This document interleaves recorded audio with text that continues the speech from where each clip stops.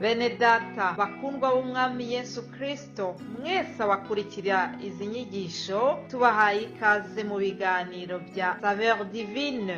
Ibi biganiro mu bitegurirwa n'abavugabutumwa bwiza batandukanye, akaba ari umuhamagaro ugendera ku ijambo ry'Imana byanditse mu gitabo cy'ubutumwa bwiza uko bwanditswe na Matayo ibice 24 umurongo wa 14. Kandi ubutumwa bwiza bw'ubwami buzigishwa mu isi yose ngo bube ubuhamya bwo guhamiriza amahanga yose, nibwo imperuka izahera ko ize. Ibi biganiro mubikurikira ku channel ya YouTube yitwa Saveur Divine. Tubifurije kugubwa neza. Imana Data ari nayo So ibaha umugisha.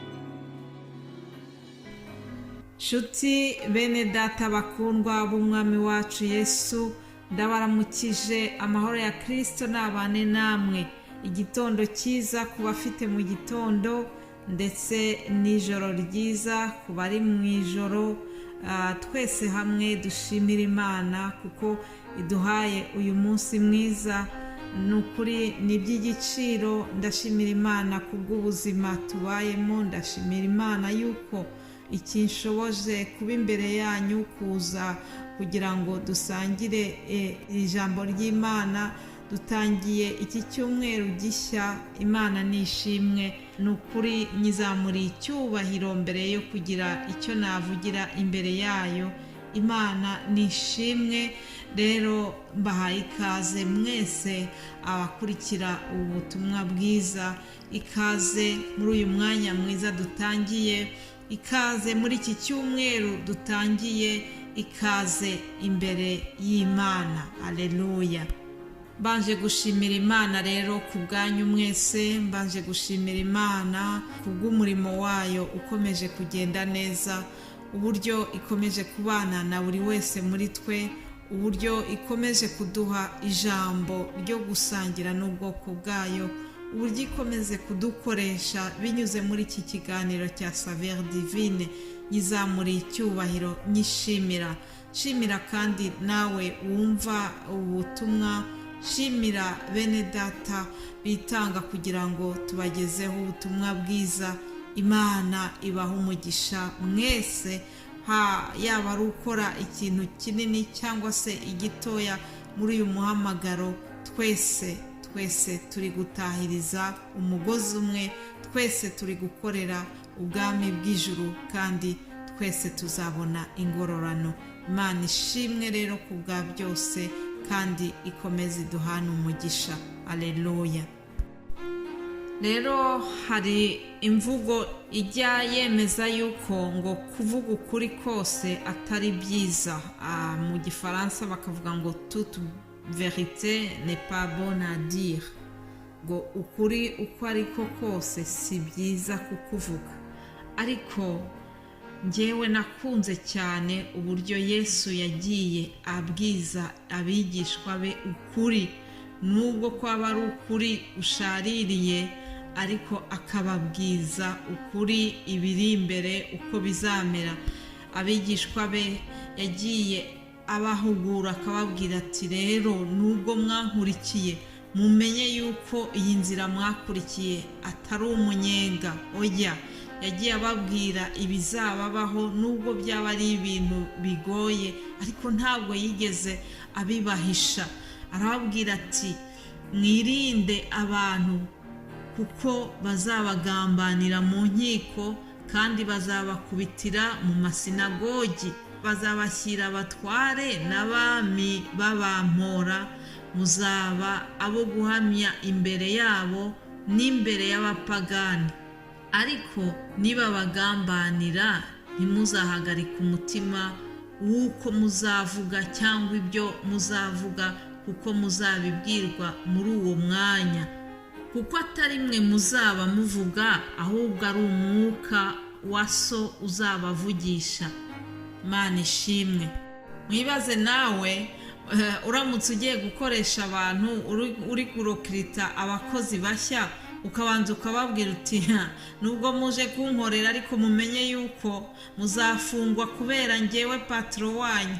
urumva icyo ni ikintu giteye ubwoba, ni ikintu kitamenywerewe. Ubundi umukoresha agerageza kubwira uwo agiye gukoresha ko ubuzima bwe buri imbere buzaba bwiza, kubera yuko uzamuha salari nziza, uzagerageza kumufasha kugira imibereho myiza kurusha iyo yari afite. Ariko Yesu we ntabwo ariko yaje abwira abigishwa be, oya, yarababwiye ati umwigishwa ntaruta umwigisha, ati bazabanga kubera njyewe. Ariko arongera arababwira muri Matayo igice cya 10 umurongo wa 28, arababwira ngo kandi ntimuzatinya abica umubiri badashobora kwica ubugingo, ahubwo mutinye ushobora kurimbura ubugingo n'umubiri muri Gehinomu. Urumva nubwo yatangiye hariya hejuru ababwira ko bazahura n'ibikomeye, ariko arongeye arabahumuriza. Aleluya. Yesu yagiye ababwira amagambo akomeye ariko yuzuyemo ukuri kw'ibiri imbere, ukuri kw'ibishaririye bazahura nabyo, ariko arababwira ati muhumure nzabana namwe. Arababwira muri Matayo igice cya 38 ati kandi utikorera umusaraba we ngo ankurikire ntakwiriye kuba uwanjye. Urengera ubugingo bwe azabubura, ariko utita ku bugingo bwe ku bwanjye azabubona. Mana idufashe cyane. Aya magambo yose rero nayababwiye ari nko kugira ngo mbahe introduction y'ijambo tuzaganiraho muri iki cyumweru. Tuzaganira ku ijambo rikomeye nanone Yesu yabwiye abigishwa be muri Matayo 11 umurongo wa 12. Yesu arababwira ati uhereye ku gihe cya Yohana umubatiza ukageza none ubwami bwo mu ijuru buratwaranirwa, intwarane zibugishwamo imbaraga.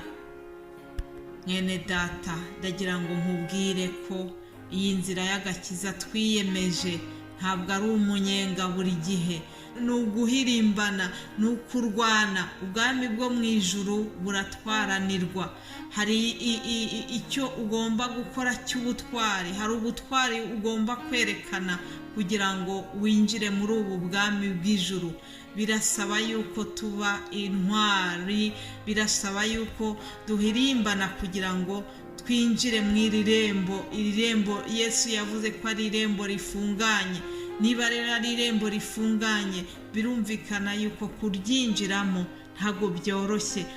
Iteka iyo winjira ahantu hafunganye ugomba gusa n'uwitugatuga kugira ngo ushobore kwinjiramo. Hari imbaraga bisaba, hari iyindi myitwariro ugomba kugira ngo winjire muri ubu bwami bw'ijuru. Ubwami bw'ijuru rero Yesu yaravuze ngo uhereye ku gihe cya Yohana umubatiza ukageza none ubwo bwami bw'ijuru ngo buratwaranirwa. Tuzareba uburyo ubwami bw'ijuru butwaranirwa. Mbese ni gute tugomba kwitwara kugira ngo tugere muri ubwo bwami bw'ijuru? Nshuti z'umusaraba, hari imbaraga bisaba kugira ngo dukomeze tugende muri aka gakiza twatangiye. Hari imbaraga bisaba kugira ngo ushobore kubaho ubuzima bukiranutse, ubuzima butinya icyaha, ubuzima bwo kugendana na Yesu burasaba imbaraga. Rero niyo mpamvu iri jambo ritubwiye ngo ubwami bw'Imana buratwaranirwa. Ntabwo ari ibintu by'umunyenga, oya. Bidusaba imbaraga kugira ngo dutsinde kamere, kuko kamere ntabwo igipfa, kamere mbi ntabwo igipfa, ahubwo ngo iratsindagirwa. Rero bisaba imbaraga kugira ngo buri gihe uhore uyicecekesha, kuko ya kamere y'umuntu wa kera ntabwo iba yarapfuye, ahubwo ihora isinziriye ahantu.